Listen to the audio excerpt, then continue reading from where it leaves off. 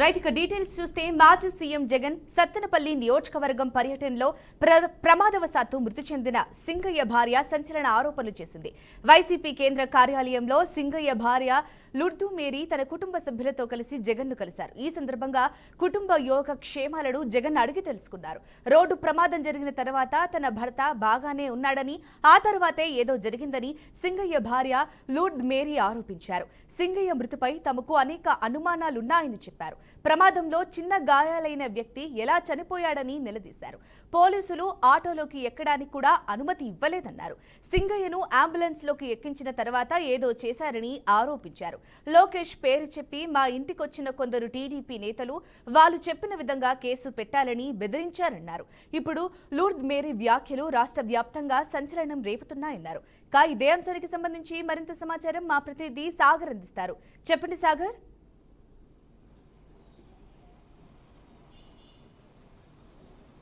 రాష్ట్ర వ్యాప్తంగా సంచలనం రేకెత్తించిన మాజీ ముఖ్యమంత్రి జగన్మోహన్ రెడ్డి ఒక పర్యటనకు వెళ్లారు. పల్నాడు జిల్లాలోని సత్తెనపల్లి నియోజకవర్గంలో రెంటపాళ్ళ అనే ప్రాంతానికి వెళ్లారు. పొగాకు రైతులను పరిశీలించేందుకు, పొగాకు రైతులను కలిసేందుకు వెళ్లిన సమయంలో అక్కడ ఒక యాక్సిడెంట్ జరిగింది. ఒక కారు ప్రమాదం జరిగింది. జగన్మోహన్ రెడ్డి స్వయంగా ప్రయాణిస్తున్న కాన్వాయ్లోని ప్రధాన కారు ప్రమాదంలో చీలి సింగయ్య అనే వ్యక్తి మరణించారని చెప్పి పోలీసులు ఇప్పటికే జగన్మోహన్ రెడ్డిని ఏటుగా చేర్చారు. ఈ కేసులో ప్రధానంగా ఈ కేసు యొక్క పూర్వపరాలు చూసుకుంటే ఈరోజు చీలి సింగయ్య ఎవరైతే మృతుడున్నారో ఆయన భార్య ఒక మీడియా సమావేశంలో కొంత స్టేట్మెంట్ ఇచ్చారు. ఇది ఒక సంచలనంగా చెప్పవచ్చు. ఎందుకంటే ఇప్పటివరకు పోలీసులు జగన్మోహన్ రెడ్డి కాన్వాయ్లోని కారు కిందే చీలి సింగయ్య మరణించినట్టు అనేక రకాలుగా సాక్ష్యాలు సేకరిస్తున్నారు. ఇప్పటికీ అనేక రకాల స్టేట్మెంట్లు ఇస్తున్నారు. ఈ క్రమంలో చీలి సింగయ్య భార్య ఈరోజు లూత్ మేరీ ఒక స్టేట్మెంట్ ఇచ్చారు. జగన్మోహన్ రెడ్డిని కలిశారు. ఆమె జగన్మోహన్ రెడ్డి కలిసిన తర్వాత బయట వచ్చిన తర్వాత ఒక మీడియా సమావేశం నిర్వహించారు. ఈ మీడియా సమావేశంలో మాట్లాడుతూ ప్రధానంగా చీలి సింగయ్య మరణంపై అనేక అనుమానాలు ఉన్నాయి. వీటిలో ప్రధానం కూడా చీలి సింగయ్య ప్రమాదం జరిగిన వెంటనే కూడా తనకు సంబంధించిన వాళ్ళ ఫోన్ నంబర్లు ఇచ్చారని చెప్పి, వాటిలో తమ అల్లుడికి సంబంధించిన ఫోన్ నంబరు, తనకు సంబంధించిన ఫోన్ నంబర్ కూడా ఇచ్చారని, అదే సమయంలో తాము జగన్మోహన్ రెడ్డిని చూసేందుకు కూడా పక్కనే ఒక ప్రాంతంలో ఉన్నామని, ఈ ప్రమాదం జరిగిన తర్వాత చీలి సింగయ్య చాలా బాగా మాట్లాడారని, కేవలం చేతికి మరొక ప్రాంతంలో మాత్రమే గాయాలని, కానీ చనిపోయేంత గాయాలు కాలేదని, యాక్సిడెంట్ జరిగిన తర్వాత చీలి సింగయ్యను ఆటోలో తీసుకెళ్తామని చెప్పి అక్కడ ఉన్న వైసీపీ కార్యకర్తలు కావచ్చు, నాయకులు కావచ్చు, పోలీసులు అడిగితే పోలీసులు వాళ్ళని అడ్డుకున్నారని, అంబులెన్స్ వచ్చే వరకు కదిలించకూడదు చీలి సింగయ్య అని చెప్పి తమను ఒత్తిడి చేశారని, అనంతరం కూడా అంబులెన్స్ వచ్చి హాస్పిటల్కి దగ్గరలోనే 2 కిలోమీటర్ల హాస్పిటల్ ఉంటుంది. కానీ ఈ దగ్గరలోనే హాస్పిటల్కి వెళ్ళే మధ్యలో, అంటే అంబులెన్స్ హాస్పిటల్కి వెళ్ళే మధ్యలోనే ఏదో జరిగిందని, అంబులెన్స్ లోపలనే ఏదో చీలి సింగయ్య మీద ఒక అఘాయిత్యం జరిగి ఉండే అవకాశం ఉందని, తమ అనుమానం ఉందని చెప్పి చీలి సింగయ్య భార్య తెలియజేశారు. ఇదే క్రమంలో మరొక సంచలనాత్మక విషయాలు కూడా ఆమె తెలియజేశారు. చీలి సింగయ్య మరణానంతరం సుమారుగా 50 మంది పోలీసులు తమ ఇంటి వద్దకు వచ్చారని, ఒకవైపు చీలి సింగయ్య మృతదేహాన్ని పక్కన పెట్టుకుని తమపై ఒత్తిడి చేసి తాము కూడా మీ సామాజిక వర్గానికి చెందిన వారని, లోకేష్ పంపిస్తే వచ్చామని, తాము చెప్పినట్టు స్టేట్మెంట్ రాయాలని చెప్పి కూడా వారు ఒత్తిడి చేశారని, కానీ తాము ఎక్కడ కూడా ఆ ప్రలోభాలకు లొంగలేదని చెప్పారు. మరొక విషయం కూడా, పోలీస్ స్టేషన్లో ఇంక్వెస్ట్ రాసేటప్పుడు కూడా డిఎస్పీ స్థాయి అధికారి ఒక ఇంక్వెస్ట్ రాసి నేరుగా కూడా తమను సంతకం పెట్టాలని, కానీ తాము ఆ సంతకంలో చదివిన ప్రకారం చీలి సింగయ్య నేరుగా కూడా జగన్మోహన్ రెడ్డి కారు కింద పడిపోయి మరణించాడని చెప్పి వాళ్ళు స్టేట్మెంట్ రాశారని, కానీ తాము ఇది కేవలం జగన్మోహన్ రెడ్డి పిలిచారు, కాలు కింద పడని చెప్పి ఇలా అనేక అంశాలు కూడా వారికే వారు రాసుకొచ్చారని, కానీ జగన్మోహన్ రెడ్డి పిలిస్తే తాము అక్కడికి వెళ్ళలేదని, కేవలం తాము జగన్మోహన్ రెడ్డి అభిమానులని, వైసీపీ అభిమానులని, కేవలం జగన్మోహన్ రెడ్డి చూసేందుకే ఆ ప్రాంతానికి వెళ్ళామని చెప్పి ఆమె స్టేట్మెంట్ ఇచ్చారు. మరొక ప్రధానంగా కూడా ఈ జగన్మోహన్ రెడ్డి అభిమానులు కాబట్టి, తాము స్వయంగా వెళ్ళాం కాబట్టి ఇదొక కారు ప్రమాదంగా చెప్పుకుంటున్నారు. ఇదే క్రమంలో కూడా ఎక్కడా కూడా నేరుగా కూడా జగన్మోహన్ రెడ్డి కారు తొక్కించే అవకాశం లేదని, ఎందుకంటే ఆ సమయంలో బాగున్నారని, కానీ అనంతరం కూడా బాగా మాట్లాడిన చీలి సింగయ్య మరణంపై తమకు అనేక అనుమానాలు ఉన్నాయి. ఇదే క్రమంలో కూడా అప్పటి నుంచి ఇప్పటి వరకు కూడా తమను ఒత్తిడి చేస్తూ అనేక మంది కూడా తమ ఇంటికి వచ్చారని, లోకేష్ పంపించారని చెప్పి అనేక మంది అధికారులు వచ్చి ఇష్టం వచ్చినట్టు స్టేట్మెంట్లు అడిగారని, కానీ ఎక్కడ కూడా తాము వాళ్ళకి ఆ స్టేట్మెంట్లు ఇవ్వడం లేదని, ప్రధానంగా తమ చీలి సింగయ్య మరణించిన అనంతరం 10 లక్షల రూపాయల ఎక్స్గ్రేషియా కూడా తమకు జగన్మోహన్ రెడ్డి స్వయంగా ఇచ్చారని, అదే క్రమంలో కూడా తమకు 2 బిడ్డలని, వారిలో ఒకరు బీఎస్సీ నర్సింగ్ కూడా చదువుతున్నారని, వాళ్ళకి కుటుంబాన్ని మొత్తం కూడా జగన్మోహన్ రెడ్డి తాను ఆదుకుంటానని, బిడ్డల చదువుతో పాటు ఉద్యోగం కూడా తాను కల్పిస్తానని జగన్మోహన్ రెడ్డి చెప్పారు కాబట్టి జగన్మోహన్ రెడ్డి మీద అభిమానంతో తాము వెళ్ళినట్టు ఆమె లూత్ మేరీ చెప్పారు. సో మొత్తం మీద ఇప్పటికైతే మొత్తం రాష్ట్ర వ్యాప్తంగా సంచలనం సృష్టించిన ఈ కేసులో ప్రభుత్వం చెప్తుంది ఏంటంటే ప్రధానంగా A1గా డ్రైవర్ రమణారెడ్డిని చేర్చారు, A2గా దీంట్లో రెండో వ్యక్తిగా జగన్మోహన్ రెడ్డి చేర్చారు, A3గా చూసుకుంటే జగన్మోహన్ రెడ్డి పిఏగా పనిచేసిన వ్యక్తిని, అలాగే A4గా వైవి సుబ్బారెడ్డి, A5గా విడుదల రజని, పేరునని A6గా ఇలా అందరి పేర్లు కూడా చేర్చడంతో ఈ కేసు యొక్క కీలకంగా మారింది. ప్రధానంగా జగన్మోహన్ రెడ్డి మీద కల్పబుల్ హోమిసైడ్ అని చెప్పి ఒక కొత్త సెక్షన్ ఒకటి నమోదు చేశారు. ఫస్ట్ 109 బుక్ చేసిన గారు, కానీ తర్వాత 105గా మార్చారు. అంటే ఇతనే హత్యాయత్నం అంటే హత్యకు ప్రేరేపించాడని చెప్పి ఒక హత్య కేసు కూడా నమోదు చేయడం జరిగింది. సో ఇప్పుడు బాధితులు నేరుగా మీడియా ముందుకు వచ్చి లూత్ మేరీ ఎవరైతే చనిపోయిన చీల్సింగయ్య భార్య నేరుగా మీడియా ముందుకు వచ్చి తమ స్టేట్మెంట్ తెలియజేశారు. కాబట్టి ఈ కేసు ఎటువంటి మలుపులు తీసుకోబోతుంది, ప్రభుత్వం వేసిన ఈ కేసులో సాక్ష్యాలన్నీ ఇటు ఒకవైపు నిన్న ఆర్టీఓ అధికారులు కూడా నేరుగా కూడా ఆ జగన్మోహన్ రెడ్డి బుల్లెట్ కాన్వాయ్ని వాహనాన్ని చెక్ చేశారు. ఈ వాహనం కింద పడడం వల్లే చీలిసింగయ్య మరణించాడు, ఇది 4.5 టన్ను బుల్లెట్ ప్రూఫ్ వాహనం కాబట్టి చెప్పి వాళ్ళు తేల్చారు. సో పోలీసులు ఒకవైపు సాక్ష్యాలు సేకరిస్తున్నారు, వీడియోలు బయట పెడుతున్నారు, ఒకవైపు ఆర్టీఓ అధికారులు చెప్తున్నారు ప్రభుత్వం దీన్ని ఒక హత్య కేసుగా చిత్రీకరించింది. కానీ ఎక్కడా కూడా బాధితులు ఇప్పటివరకు ముందుకు రాలేదు. ఈ రోజు హఠాత్తుగా జగన్మోహన్ రెడ్డి కలిసిన తర్వాత లూత్ మేరీ ఇచ్చిన స్టేట్మెంట్తో ఇప్పుడు మొత్తం కూడా రాష్ట్ర వ్యాప్తంగా వచ్చి సంచలనంగా మారిపోయిందని చెప్పవచ్చు. ఎందుకంటే బాధితులు నేరుగా స్వయంగా ముందరకు వచ్చి తాము ఎక్కడ కేసులు పెట్టలేదని, ఇదంతా కూడా ఒక అనుకోకుండా జరిగిన యాక్సిడెంట్ వల్ల జరిగిందే తప్ప చీలిసింగయ్యని ఎవరో కూడా హత్య చేయలేదని చెప్పి జగన్మోహన్ రెడ్డి దీంట్లో ఎటువంటి ప్రమేయం లేదని చెప్పి నేరుగా బాధితులు వచ్చి చెప్పారు. కాబట్టి ఈ కేసులో మరి ఎటువంటి మలుపులు తీసుకోబోతున్నాయి, ప్రభుత్వం తరఫున ఎటువంటి చర్యలు తీసుకోబోతున్నాయి, ఇదంతా కూడా మొత్తం ఒక పెద్ద మిస్టరీగా మారే అవకాశం ఉంది. ఇది ఒక సంచలనమైన కేసులో ఎటువంటి మలుపులు తీసుకుంటే భవిష్యత్తులో చూడాల్సిన పరిస్థితి ఉంది. Jhansi, thank you Sagar. గన్నవరం మాజీ ఎమ్మెల్యే వైసీపీ నేత వల్లభనేని వంశీ ఏటకేలకు జైలు నుంచి విడుదలయ్యారు. వివిధ కేసుల్లో ఆయన 138 రోజులుగా విజయవాడ సబ్ జైల్లో రిమాండ్ ఖైదీగా ఉన్నారు.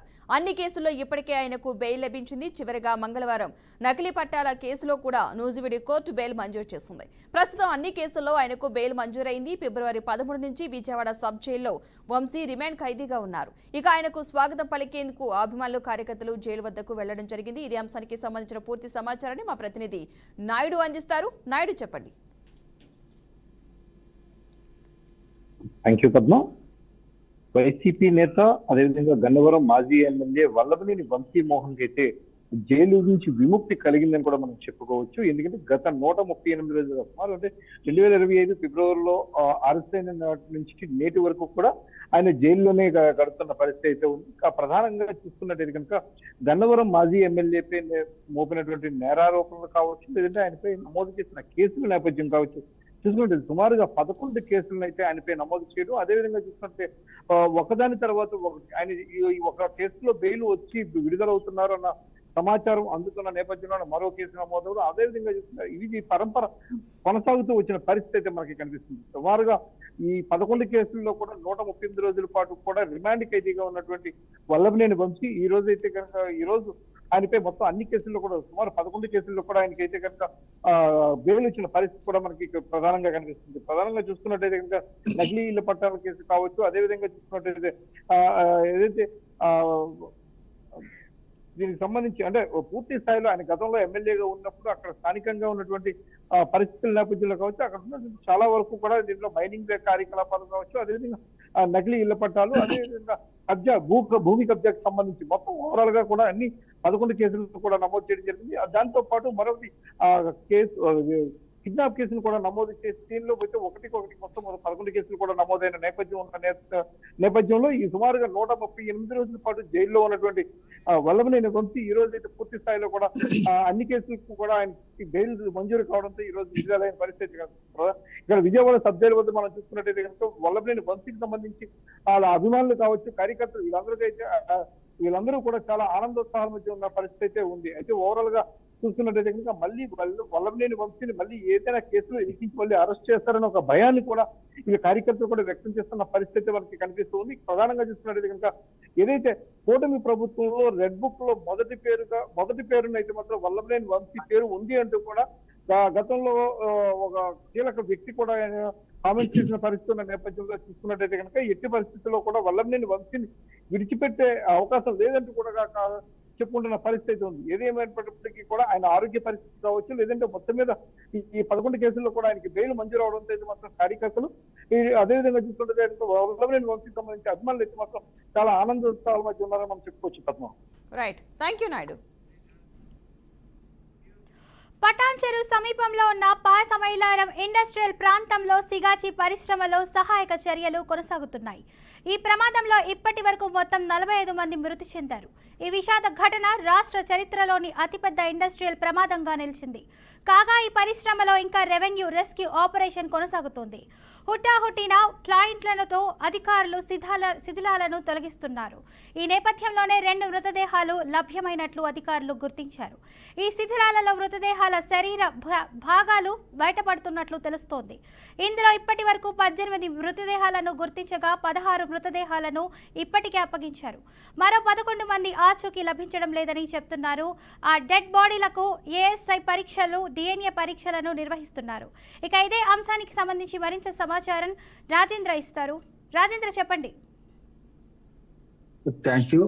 పాశంమైలారం ప్రాంతంలోని ఇండస్ట్రీ ఏరియాలో ఉన్న సిగాచి పరిశ్రమలో జరిగిన ప్రమాదం తెలంగాణలోని ఇండస్ట్రీలో అతిపెద్ద ప్రమాదంగా భావిస్తున్నారు. అయితే ఈ ఘటనలో చనిపోయిన మృతదేహాలను వెలికి తీసేందుకు మాత్రం అనేకంగా కృషి జరుగుతుందని చెప్పవచ్చు. ప్రభుత్వం ఒత్తిడితో పాటు ఇతర సంస్థలు, రాజకీయ పార్టీల డిమాండ్ మేరకు అక్కడ యుద్ధ ప్రాతిపాదిక మీద శవాలను గుర్తించటం, వాటి వెలికి తీసే పనులు మాత్రం ముమ్మరంగా కొనసాగుతున్నాయి. శిథిలాల కింద మృతదేహాలు ఉన్నట్టుగా గుర్తించిన అధికారులు భారీ యంత్రాల సహాయంతో ఆ శిథిలాలను తొలగింప చేస్తున్నారు.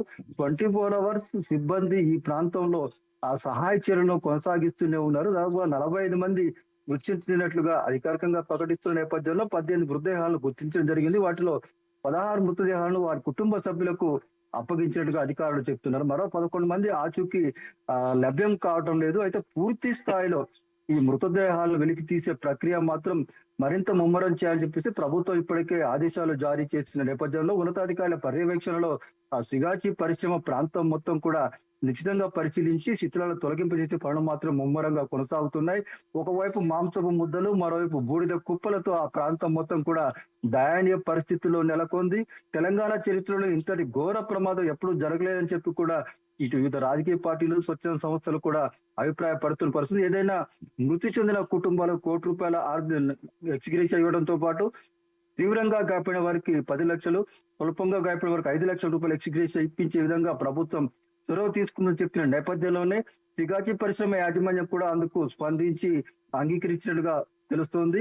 ఏదైనా కోటి పరిహారం అనేది సరి అయింది కాదు. మృతి చెందిన తర్వాత కోటి పరిహారం ఇస్తే సరిపోతుందని కూడా పలు సంస్థలకు చెందిన వారు, పార్టీకి చెందిన నేతలు కూడా ప్రశ్నిస్తున్న పరిస్థితి. ఏది ఏమైనా జరిగిన ప్రమాద సంఘటనల వెనుక అన్ని కోణాల నుంచి కూడా ఆరా తీసే పరిస్థితులు, పరిణామాలు కొనసాగుతున్నాయి. ప్రభుత్వం మొత్తం సీరియస్ గా ఈ విషయంలో యాక్షన్ తీసుకొని సిగాచి పరిశ్రమలో జరిగినటువంటి సంఘటనపై పూర్తి స్థాయి నివేదిక రప్పించేందుకు కూడా ప్రయత్నాలు చేస్తున్నారు. భవిష్యత్తులో తెలంగాణలో ఎక్కడ ఏ పరిశ్రమలో కూడా ఇలాంటి ప్రమాదాలు జరగకుండా ఉండేందుకు కూడా ముందస్తు చర్యలు, జాగ్రత్తలు తీసుకునే విధంగా అధికార యంత్రాంగాన్ని ప్రభుత్వం అప్రమత్తం చేస్తుంది. రైట్. ఇక మాజీ ఎమ్మెల్సీ మంత్రి కొండా సురేఖ భర్త కొండా మురళి గత వారం రోజులుగా నిత్యం వార్తల్లో నిలుస్తున్నారు.